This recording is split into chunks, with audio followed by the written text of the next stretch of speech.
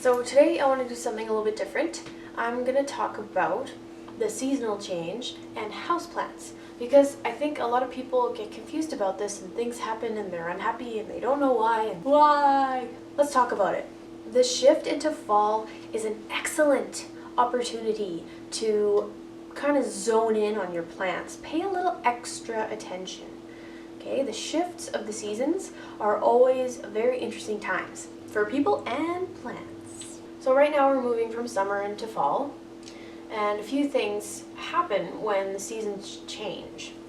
First of all, you're getting less daylight hours, usually less sunlight as well, but the big thing most people don't really think about, that you turn your furnace on. Furnaces are hot and dry, okay? If you ever wake up, first time you turn your furnace on in the fall, and you've got a cough or your throat's dry or you just notice how dry it is, well, your plants do too. They might turn a little bit yellow, they might get extra dry, they might drop some leaves. You know what? That's all okay. Don't panic. Don't spaz water all your plants thinking, oh, they're thirsty or they're too dry.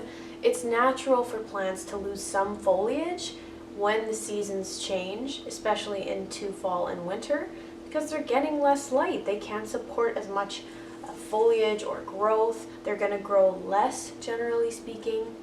So don't panic.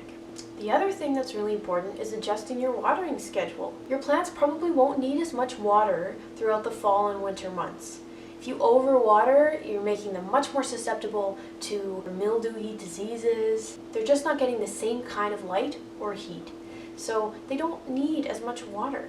The other thing I always love to remind people to do any time of year, but fall's a good time because you're kind of checking in or noticing that your plants might be acting differently. Dusting. Forget your house. Dust your plants, especially with all this new air moving around from the furnace that's been asleep all summer. Plants get dusty and they don't like it. They need their leaves clear so that they can do what they do best. Just take a damp cloth and just wipe them down. What I like to do with these Dracenias is really give them a good shake. And just kind of vigorously give them a little massage. Not necessary, but pretty fun. Now, especially moving into winter, you might consider moving your plants from one area of your home to the other. Generally, you want them to have as much light as possible. So I have all of my sort of sun-loving plants, any tropicals, in this south-facing window because it gets quite a bit of heat and direct light. But maybe you have some houseplants around your home.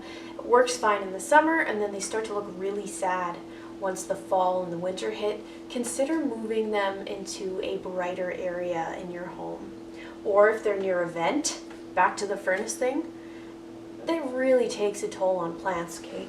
I have this guy that got quite yellow. Look, I can just pick off these bottom leaves because there's a vent right under here that I didn't close right away, and instantly, once the heat started going, this plant was just like, oh, I can't breathe, gross. And it's telling me about it. If you're bringing any plants inside for the winter, a really good practice is to just spray them down because it's so easy to bring in unwanted pests and bugs indoors, and you end up with all these little bugs, maybe damages your other plants, spreads. It's not a good scene. So make sure you spray them down quite heftily with a kind of a strong spray bottle. This lavender angustifolia I brought in a couple weeks ago, and it's looking pretty happy, but I did spray it down. Even though lavender doesn't like to be wet, I wanted to be extra careful, and it looks like it's doing okay.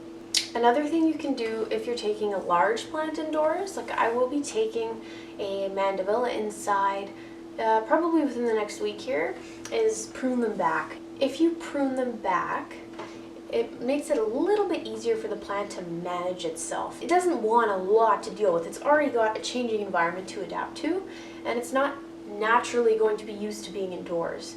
So feel free to prune it back. If you have any geraniums and you want to try to overwinter them, check out my geranium video because it's a really, really cool experiment that I did that was very successful, and I'm doing it again. I've pulled them back out.